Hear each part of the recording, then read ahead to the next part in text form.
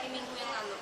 Kali ini gue akan membahas tentang computer addiction, ya, ciri-cirinya, apa itu computer addiction, resiko-resikonya, dan penanganan-penanganannya. Dan gue akan membahas tentang etika komputer. Gue akan membahas tentang computer addiction. Computer addiction itu apa sih? Computer addiction itu ketika seseorang menggunakan komputer itu sepanjang waktu.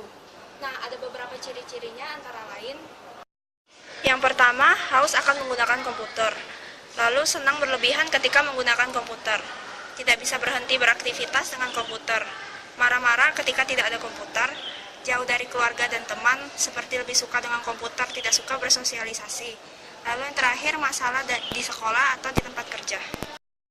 Ada beberapa risiko-risiko yang bisa terjadi dari computer addiction. Biasanya yang terjadi itu permasalahan dengan mata. Lalu yang kedua itu adanya kurangi sosialisasi. Yang ketiga, badan bisa pegal-pegal.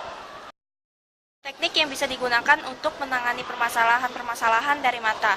Yang pertama, setiap 10-15 menit beri mata istirahat, seperti lihat sesuatu yang jauh selama 20-30 detik. Yang kedua, pejamkan mata, beri istirahat setidaknya 5 menit. Yang ketiga, jangan melihat terlalu dekat, setidaknya sejauh 1 lengan. Yang keempat, gunakan huruf-huruf yang besar. Dan yang terakhir, atur cahaya.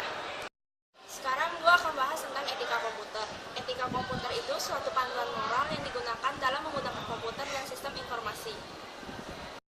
Kode etik di teknologi informasi itu apa sih? Itu adalah panduan tertulis dalam menggunakan komputer, apakah beretika atau tidak. Contoh-contoh kode etik di teknologi informasi. Yang pertama, komputer tidak boleh digunakan untuk merugikan orang lain. Karyawan tidak boleh menggunakan komputer kerja lainnya. Komputer tidak boleh digunakan untuk mencuri, komputer tidak boleh digunakan untuk bersaksi palsu, dan lain-lain. Green computing itu adalah menekan konsumsi listrik dan mengurangi sampah elektronik saat menggunakan komputer.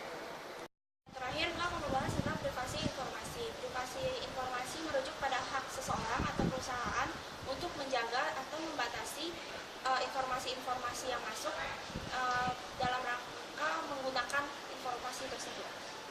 Bagaimana menjaga privasi informasi? Yang pertama, isi informasi-informasi yang dibutuhkan saja ketika isi formulir yang terkait dengan undian, garansi, dan lain-lain. Yang kedua, jangan pernah menuliskan nomor telepon atau identitas sosial di kertas tagihan, dan lain-lain.